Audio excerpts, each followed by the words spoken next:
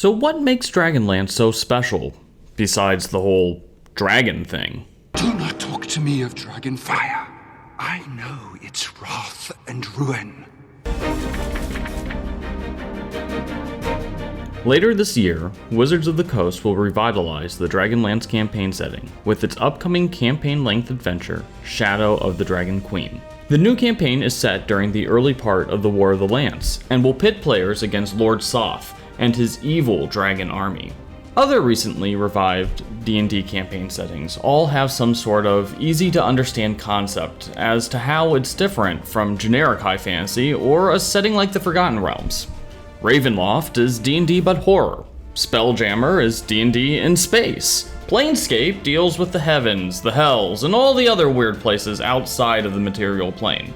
Dragonlance, on the other hand, is a bit different, because it's firmly rooted in the same high fantasy tropes as Greyhawk or the Forgotten Realms. That doesn't mean that Dragonlance isn't unique, though. In 5th edition, Dragonlance is the wartime setting.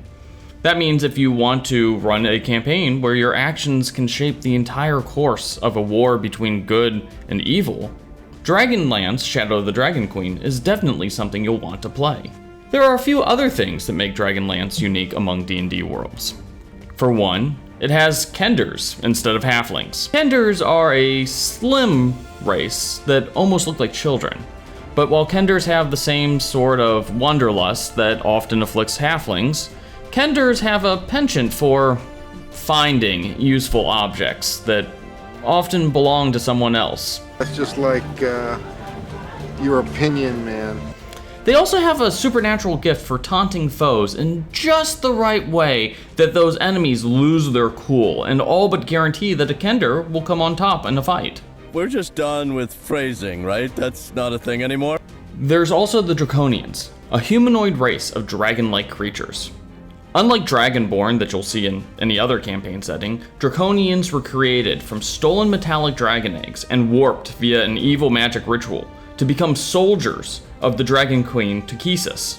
Draconians have a tendency to petrify or explode when killed, vexing their enemies even in death. The gods in Dragonlance are also much more active than they are in other D&D settings. While Takesis, who is an aspect of the dragon god Tiamat, is trying to take over the entire world, you may encounter Paladine roaming around Krynn as Fizban, or the dwarf god Reorx losing in a game of dice as Dugan Redhammer. Every god has a mortal aspect, and they're often right in the midst of adventures. Dragonlance is a rich world with a long history that's been explored in a variety of novels and past D&D adventures. However, Shadow of the Dragon Queen doesn't have any required reading. You can jump into the adventure this fall and see firsthand just how unique and interesting Krynn is.